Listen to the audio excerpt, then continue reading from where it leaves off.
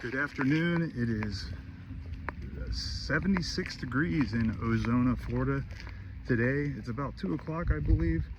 And, just having this idea in my mind today about that big jump of leaving that W-2 and how difficult it was and really scary. And what the thing I can tell you is I've had two experiences with that. And the first one was when I left my W-2 with no income, no cash flow, and really just a little bit of cash on the side. And how when I left, I did it spitefully. I did it driven, emotion driven. I was just like, I don't like the way, I don't like my boss, blah, blah, blah. And I just decided that I just couldn't even handle it anymore. And I was just gonna go out and try to be like a real estate agent and make 100% commission. Very stressful. You never know when the next paycheck's coming, and until you really get a good book of business. And I don't know if that even goes away after that, but I can tell you that cash flow helps that situation. And that's why I ended up having to return back to my W-2, because I just couldn't. I was just depressed, and just my like the blanket of fear every morning whenever I'd wake up, just knowing that it was just like, this is a mess, and I don't know if I'm ever going to make any money, and if I'm going to go broke. All these stories that you're telling yourself as you're in fear.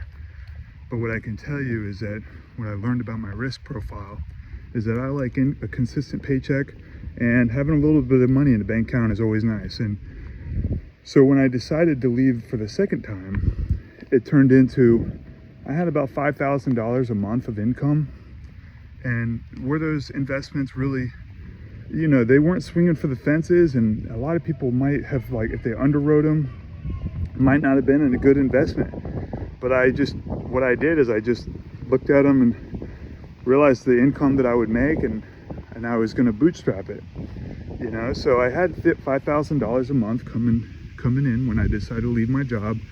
I had the golden handcuffs at that job because I was making $150,000. Had really good upward mobility at that position, and but at the point I just knew in my soul that I wanted to, buy real estate, raise capital, and that was really the thing that I really wanted to do. So I had the income, and I had the little nest egg when I left, and that was how I was able to leave. And the day I left, I wasn't afraid. I was just like gung-ho about it, ready to go. And I really believe is because of the cash flow that I built on the side.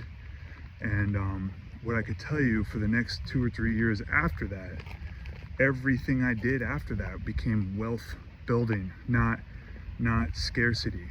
So the wealth building, it turns into where your returns become a lot bigger, because I had the cash flow.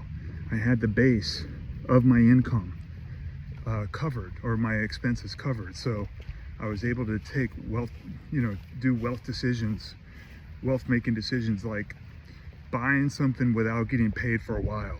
That's one way. Like almost every property we've ever bought with other investors, I generally rolled any kind of fee or anything that I made right into the deal. And a lot of people feel like they need that fee to operate, but because my expenses were so low, I was able to survive without it. And that's how I pretty much tripled my net worth from doing that. But it was only because of that base $5,000 that I had created for myself that I was able to start taking actions on those wealth building plays. So my recommendation, I guess this isn't financial advice, but really it comes down to is getting your expenses low and being able to create cash flow that's reliable, that will cover your monthly overhead, will help you be able to take that initial leap and really start building wealth that way. And on that note, you guys have a wonderful day.